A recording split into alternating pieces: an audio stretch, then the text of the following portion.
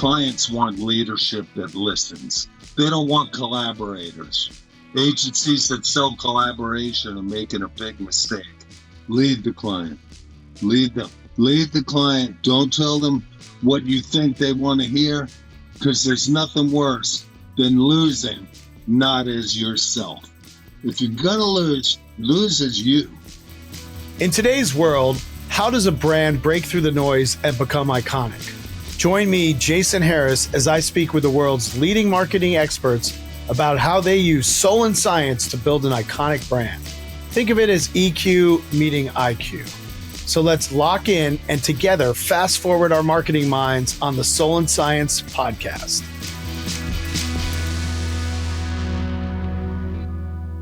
Welcome to the Soul and Science podcast. What do basketball, brand reviews, and $1 million pitches have in common? Michael Palma. From the hardwood at Holy Cross to headhunting for the ad world's elite, Michael's mastered the art of the match, placing over 1,300 top talents, orchestrating reviews for brands like Coca-Cola, Heineken, and Zaxby's. On this episode of Soul and Science, we're going to dive into the soul and science behind lasting partnerships, red flags, how do you see those red flags, and why great chemistry is more than just a vibe. Welcome to the podcast, Michael Palma. Thanks, Jason. Thanks for having me. I'm honored to be here. I appreciate it. Thank you. All right. Well, we're excited to talk to you. Before we start talking about your current career, I'd love to hear the origin story from school beyond. Tell me about your career and the twists and turns of it. For the origin story, you'd have to start from the very beginning. I was born in Coney Island Hospital, right near Nathan's Famous. No way. Yeah, right there, Coney Island Hospital. And that probably explains why I'm such a hot dog, or I was such a hot dog. I was blessed and charmed as a young man. I was a high school basketball All-American, became a college basketball player, played for maybe the greatest coach of all time, Jim Valvano. Very fortunate for that. Got into college coaching at Holy Cross, as you mentioned. I like that line, from the hardwood to headhunting. I'm going to steal that, Jason. Yeah, it's yours. Our gift to you. It should have been the subtitle of my book, but I'm going to maybe use it for the next one. I'll give Lily credit for that. Thanks, Lily. Awesome job. So I got into coaching. I was a pretty good recruiter from having been recruited. The one thing I could do was recruit great student athletes to the College of the Holy Cross. And then I just lost it. I lost my love of the game. I stopped getting sweaty palms in the locker room for the first time in my life. And then I decided I was going to transfer those skills into headhunting, recruiting executives. And I chose creative people. I could have recruited anybody, I felt, but I chose advertising agencies and I chose creative people. And that was in 1989 and pre-internet. And I remember FedExing these gigantic hard shell portfolios around the country to little known people at the time, like Lee Clow and Alex Bogusky. And I helped build some of the great agencies in America in the 90s, pre-internet. Then the internet came along and ruined everything for everybody. And what it stopped us from doing was talking to people. Now we don't even, I make placements and I hardly ever talk to anybody. It's unbelievable. That's why this feels a little funny. I'm actually talking for the first time in a few days. And I just had a great run toward the 90s. And then the towers got hit in 2001 and people stopped hiring people. And I had to make a decision. Was I going to go back into coaching basketball, or was I going to reinvent the Palma Group? And so we became our own supply chain in 2001. I made the conscious decision to become a hybrid new business firm and headhunting. So we would get our clients' business and then we would have jobs to fill. We became our own supply chain. That's smart. The only problem was I didn't know how to get new business, or I didn't think I knew how to get new business. All right, before we figure out how you cracked the code on new business, what was the tell when your palms were sweaty, mom spaghetti? What did that mean to you, that you weren't excited about it anymore? You didn't get anxiety about it? How did you know when that was your cue that it was time to get out? Yeah, that's a great question. I always said when I stopped feeling like I had to throw up before a game, I would get out, and my palms would always get clammy, and I would always feel sick to my stomach. I put that kind of pressure on myself as a player and as a coach. And when that stopped, I realized it just wasn't as important to me anymore. That's a great question. You know, a lot of people don't ask me why I got out of coaching, and that was it. Right. What are some coaching musts that you learned from one of the greatest coaches of all time that turned you into a fantastic winning coach? In that pass down of ideas, what kind of things did you implement? That's a great question. Actually, a chapter in the book is 10 things I learned from Jim Valvano. And they're pretty basic things. I mean, it was dare to dream. Everything has to feel bigger than it really is. If you think it's just a basketball game, you're probably not going to win it. If you think it's a challenge to your manhood, you'll probably win the game, or you'll have a better chance of winning the game. Uh, and then little technical things like being aware of time and score. If you watch games, even pro games, I'm baffled. Like, do you understand how much time's on the clock or score? To fundamental things like never catch the ball with one hand, always catch the ball with two hands. So it's everything from basic fundamentals to major concepts. Tell me that concept because I really love it.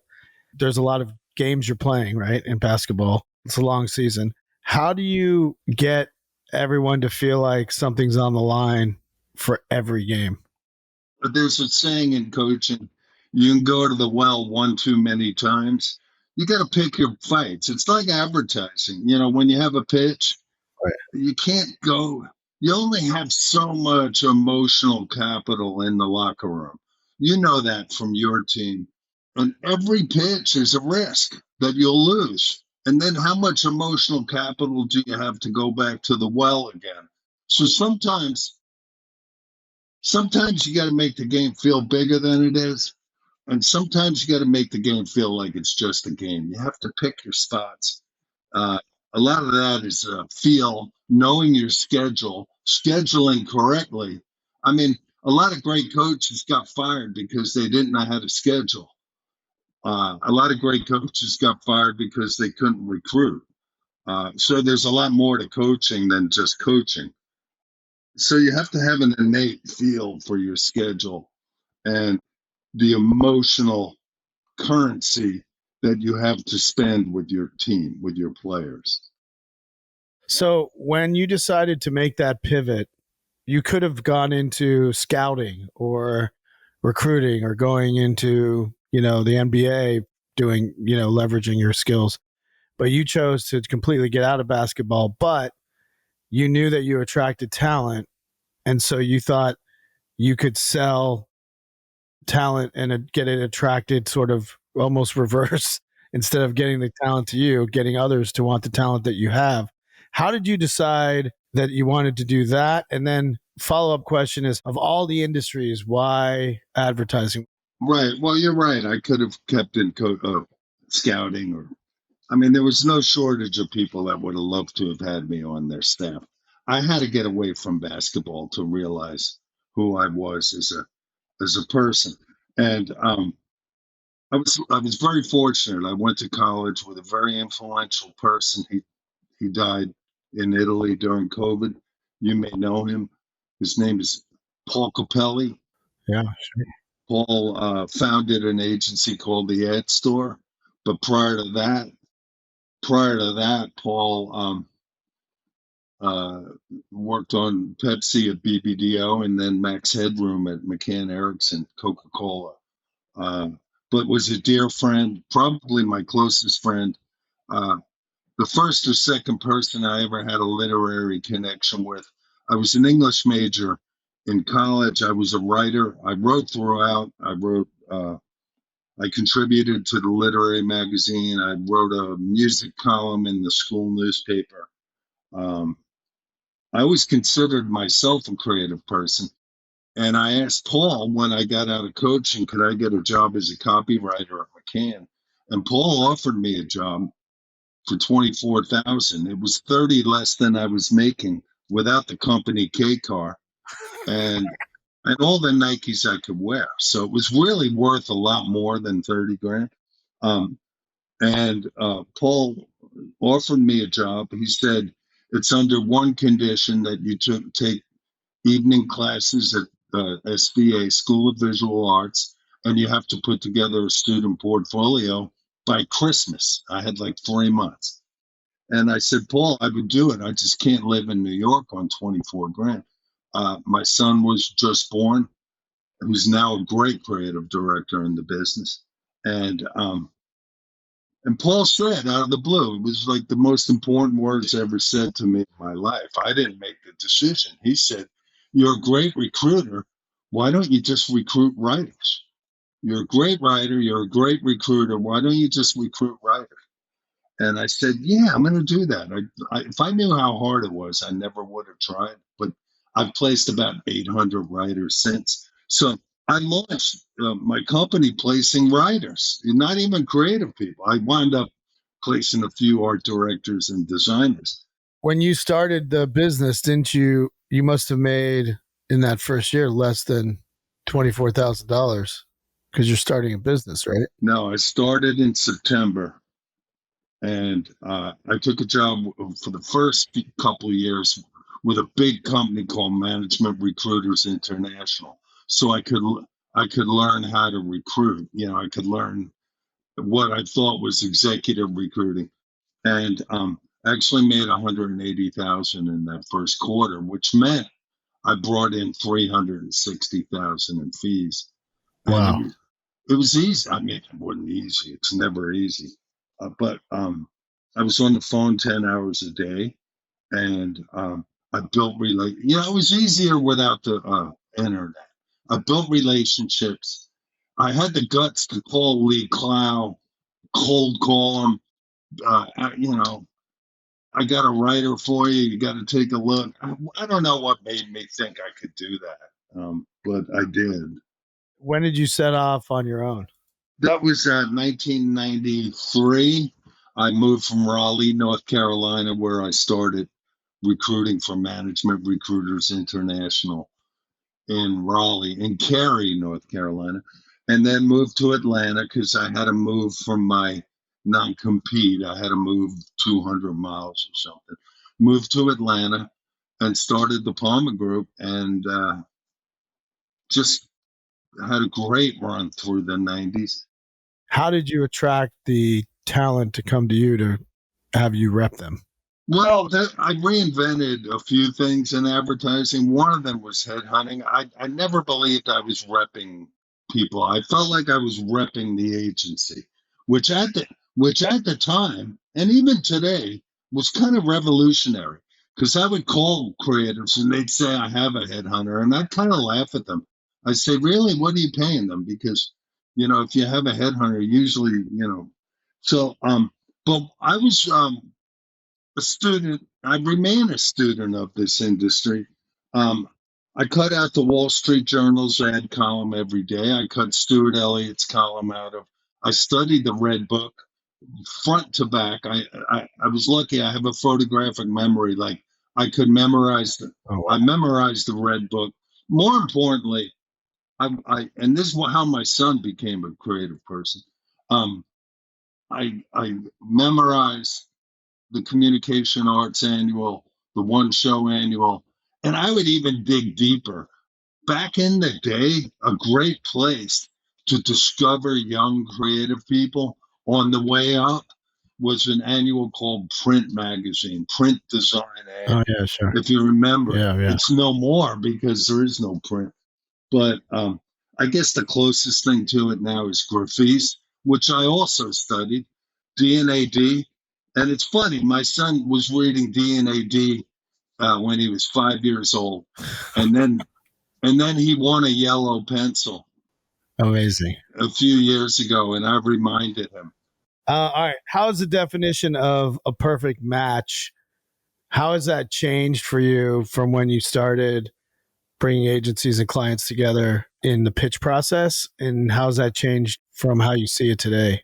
Um, First of all, I'm very leery of the word perfect. I'm leery of absolutes, and the most absolute word is perfect. And I think it's a dangerous word. I'm a golfer now, and I read a guy named Bob Rotella, and his first book was a book called Golf is Not a Game of Perfect, and how do you manage and adjust your mistakes. And then he actually wrote a book called Life is Not a Game of Perfect, where he studied successful executives. Well, do you know we're having Bob Rotella on the podcast, actually? Get out of here. Yeah, we are. He's my main man. Well, I'll tell him you said that. So wait, where were we? Let's get back on track. Perfect match. I like the word ideal. You know, it's just a little less perfect. I always say you're never going to get the perfect agency. You're not, and it's cost me some reviews. You know, a sneaker company called me last year. Oh, you're going to get us the perfect agency. I stopped the guy. I said, there is no perfect agency. You might not hire me because I said that. Just like there is no perfect candidate. There's a best possible ideal candidate or agency, but if perfect is our measuring stick, we'll always fail no matter what we do. There is no perfect. How much influence do consultants have on the agency selection in a pitch? Good question.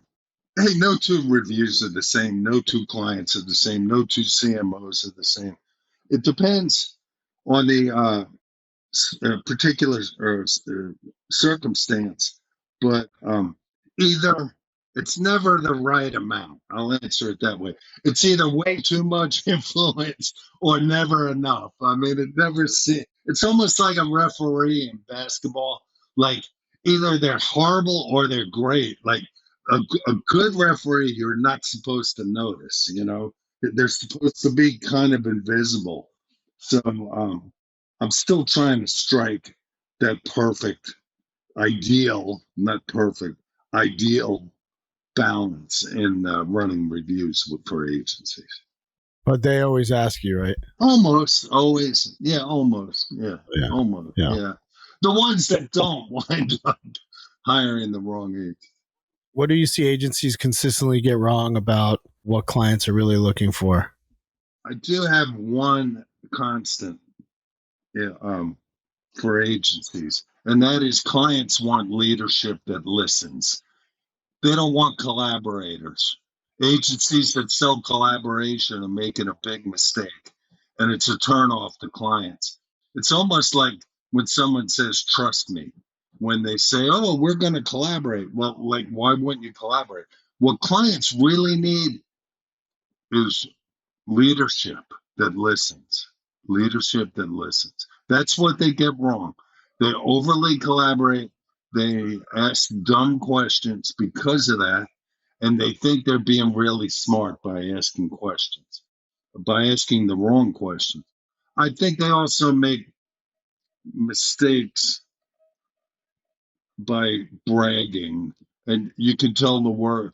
Any agent, in fact, I ran one review. It was Club Pilates, and I asked one of the marketing coordinators to take a pen. We had 4 pitches in one day. I said, all I want you to do is write down 1 point for every time the agency uses the word expert, and we're going to deduct that from their score.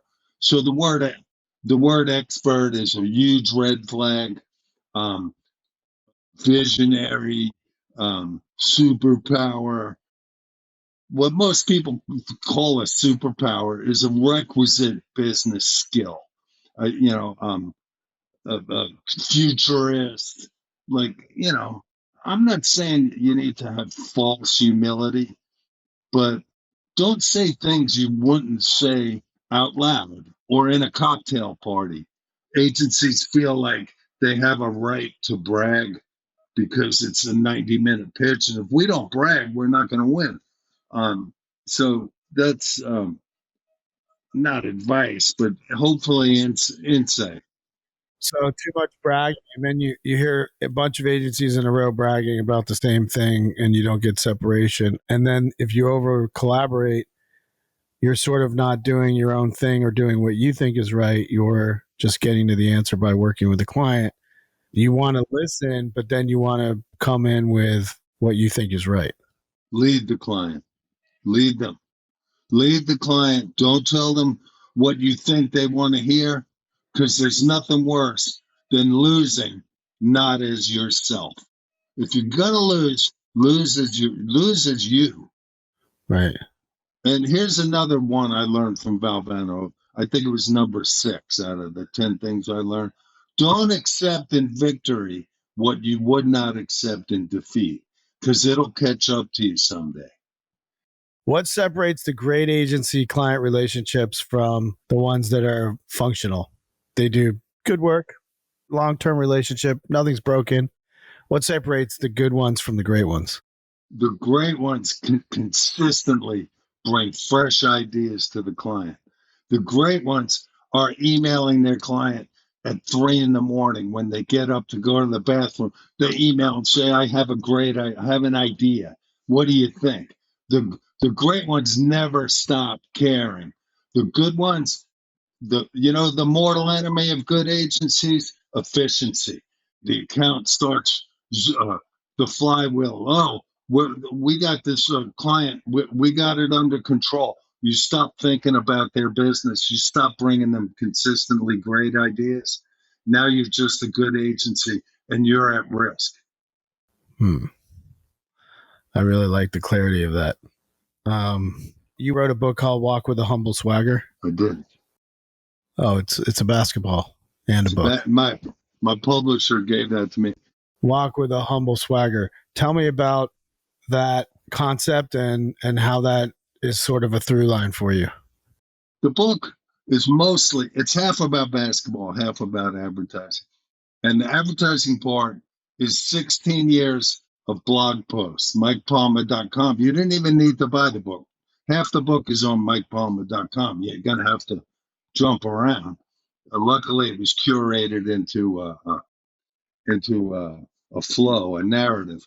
But the title came out of a post, and the blog post was how to spot the winners from a recruiter, me, headhunter. How do I spot the winners? And it came from a story of when I was coaching. So I was such a maniac as a coach. It wasn't enough for me to go to the game. I had to get to the gym 2 hours early to make sure I saw the kid I was recruiting walk into the gym, because I just wanted to see the way he walked normally in life, not on the court. I wanted to see the way he comported himself with his peers. I wanted to see the way he acted towards his parents. So I'd get to the gym for an 8 o'clock game. I'd get there at 6. And I remember thinking to myself, that kid walks too humble. Or that kid he's a shucking driver. I could tell he's got too much swagger. So I remember thinking to myself, I want a kid that walks with a humble swagger. That's the recruit. That Like kid. right in between. Yeah, Right. I wanted the kid to be humble, and then I wrote that. So I wrote that blog post, and it wound up becoming the title of the book, because the story itself is, you know what a Bildungsroman is? You don't. It's a coming of age story. Is what a Bildungsroman is. It's Canterbury Tales. A Bildungsroman is it's a coming of age story, and not only is there a literal journey going on in a Bildungsroman, but there's an emotional and a spiritual journey going on, and that's what the book is. The book is it's the arc of a career, and it's going from uh, Hey, let's face it, to be good at anything, you got to have an ego. I don't care. No one's great because they're humble. Okay. People are great because they want to be great and they dedicate themselves to being great. Now, how the journey is, how do you temper that ego uh, to be to have greatness? How do you temper it with humility? How do you accept victory and defeat with equal grace and dignity? That's the coming of age story, and that's the book. It isn't just about basketball or advertising or both. There's a there's a story going on. There's a narrative of tempering your ego and channeling your ego. And you can still be great. And it's okay to want to be great. But how do you deal with it in the world? And you find that the best agencies that win your pitches have a humble swagger. The best creatives, they have a humble swagger. Is that transferable? Yeah, I do. We have a workshop, new business, and the pitching part is how to pitch with a humble swagger. So a shameless plug. But yes, the answer is yes. I think agencies that learn how to, first of all, you have to be good or you're not going to win. But Of course. now, how do you communicate how good or great you are in an acceptable way? Because nothing turns a client off more. They don't know you. They know you for 90 minutes, or they read a Right. lot of times they don't even read the freaking RFP. They read it the night before the pitch. I can't tell you how many clients have told me, "Hey, can you bring the RFP tomorrow? To breakfast before the." I'm not kidding you. That's scary. It shouldn't be scary. People are too busy. Well, I think it's scary because on the agency side, you perseverate over, they ask for these 12 things. We have to deliver all these things. We have to make sure we show the shopper marketing and the retail and the mid funnel. 200 hours. But here's why it's important. Here, the agencies that are really good, they're able to advance in 5 minutes. They make an emotional connection in the first 5 minutes of the RFP response. And there's some tricks to that. I'm not going to tell everybody now. That's part of that's our IP. But agencies should be asking themselves, how do we make an emotional connection with the client in the first 5 minutes of the RFP? Right. Because that's about how long the average RFP, when I'm in the room doing an evaluation, when we're looking at 12 RFPs, it's about 8 to 10 minutes per RFP. So when you worry about checking every box, is it not that important to check every box? I mean, I've done away with the freaking RFP. Our last 15, 20 RFPs are all video. It's this: make a 10-minute video and tell us why, based on these facts, why you're qualified for this account and why you want it. I've learned to do that because I've seen clients not read it. So I've made it easy on my clients. Check every box. You gotta, unfortunately. I hate to do it, but make sure you make an emotional connection in the first 5 minutes of that response. I know the industry's changed so much and it keeps changing. What do you think the future of the agency client dynamic is? I think it's important to establish a culture. It's always been important. I think clients hire cultures. They don't hire individuals, although they're tempted to in the pitch part. Boy, we really like that strategist. That's no reason to hire an agency. You hire an agency. Everyone has great work. Everyone has relevant case studies. What's the difference? It's the culture. And do the cultures fit? Do the cultures match? And I'm sorry, that's the wrong word. They don't have to match. Sometimes, like a good marriage, they can fit. Sometimes opposites attract too. I ran a review and Made in Boulder, Colorado won the review. And they all had tattoos on their neck and They look nothing, don't think your culture has to match the client's culture.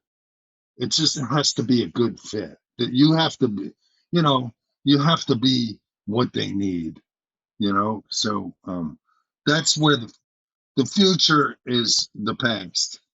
You need to establish a strong agency culture of loyalty, of dignity, of integrity, and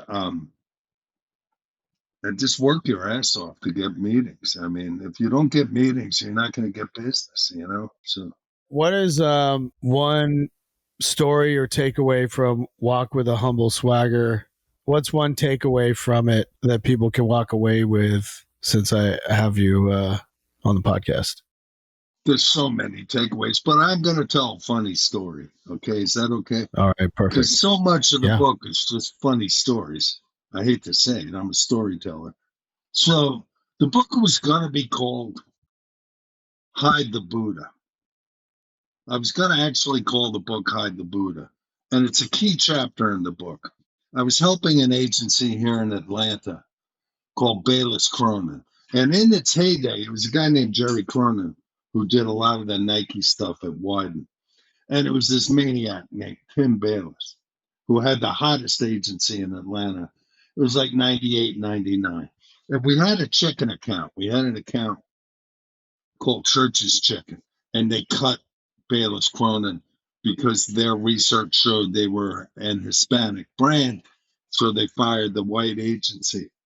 And so Tim told me, he said, "You want to help us with new business?" I said, "Sure," because I wasn't going to be able to make any placements unless he wanted an account. Let's go after every chicken place in America. And half of them are here in Atlanta. Bojangles, Popeyes, Zaxby's. I've done a lot of work in fried chicken for a reason. But the one particular one that the story comes from is Chick-fil-A. All right. So Bayless Cronin was very zen. In the middle of our lobby, we had a Buddha statue fountain. So out of the belly, water of the fountain would come out of Buddha's belly. And it was a very zen, it was back in the days when zen was cool. It's still cool. Still cool. It's still cool. That's good. I'm glad. So I'm hammering this guy, the CMO at Chick-fil-A. I'm hammering him. I said, "How can you give the business to the Richards Group? It's a Taoist company. These cows, no one will like the cows. They just started running them. No, it's going to like the cows. They're going to be gone in a year." I'm telling the guy, how stupid. You put cows up on a billboard, no one's going to like it. But he said, you hit a chord. We should be working with an Atlanta agency because it's Atlanta jobs. I said, "Yeah." So one day we get an RFP. It's Van Gogh vodka. And they sent a box. They were the first flavored vodkas. So on a Friday, I called the agency into the conference room. I said, "I just got this box of flavored vodkas. Let's try them out." So we're mixing up vodkas. We're getting hammered in the conference room. We're drinking. No one ever had vanilla vodka, chocolate vodka. Girls are getting hammered. And then the admin comes up and said, "Mike, you got a call. It's the guy from Chick-fil-A." I said, "Okay, I'll go." I go and I take the call. He said, "Hey, Mike, I want to bring Drew and Kathy over to the agency. You really struck a nerve with that local agency thing." I said, "Sure, let's set a time. We'll have you guys in next week." He said, "Oh, no, we're on the way from the airport. We just got in. We're going to come over to the agency." Everybody's hammered, right? I go into the office. I say to Tim Bayless, I said, "I have good news and I have bad news." He said, "Well, give me the good news." I said, "Well, Chick-fil-A, they want to have a meeting, and they said they want a local agency and they like the work we did for churches." He said, "Well, what can be the bad news?" I said, "Well, they're on the way. They're going to be here in 15 minutes. So Tim looks at me. He thinks for a second. Nobody in the world was up Tim Bayless. And he says, "Quick, hide the Buddha." It's the funniest line I ever heard advertised. So here I am, I'm I'm pulling the hose out of the Buddha. There's water going everywhere. I take the Buddha statue. It's getting all over me. I put it into the closet. And we have the meeting, and we didn't get the account. But You didn't get the account after all that? my buddy was hammered. I think they could tell, and It's a very Christian, environment. Did you put the Buddha back when they left? We did put the Buddha back. Yes, we did. I love that. That was going to be the name of the book, Hide the Buddha. Quick, hide the Buddha. Oh, that's great. And do you have a mantra or a quote that guides you or that you kind of live by? Yeah, from my dad. My dad knew how intense I was an excitable boy as a kid, as you can imagine. And he saw how much pressure I put on myself to succeed, not just in basketball. But he would always say, just do your best. And it's what I live by today, and it's how I raise my own children. I don't lose sleep at night. I sleep like a baby because I know every night when I go to bed, I did my best. And those few nights that I didn't, those are the nights I don't sleep well. It's not some business challenge that keeps me awake at night. It's whether I did my best that day or not. And I'd say 99 out of 100 nights, I sleep like a baby. Well, we're grateful that you spent an hour on our podcast and giving us your life lessons and a little insight into what you do at the Palma Group. We really appreciate your time today. Thank you so much. Thanks for suffering through my stories. I appreciate it. I loved your stories. Thanks, man. Soul and Science is a Mechanism podcast produced by Maggie Bowles, Ryan Tillotson, and Lily Jablonski. The show is edited by Daniel Ferreira with theme music by Kyle Merritt. And I'm your host, Jason Harris.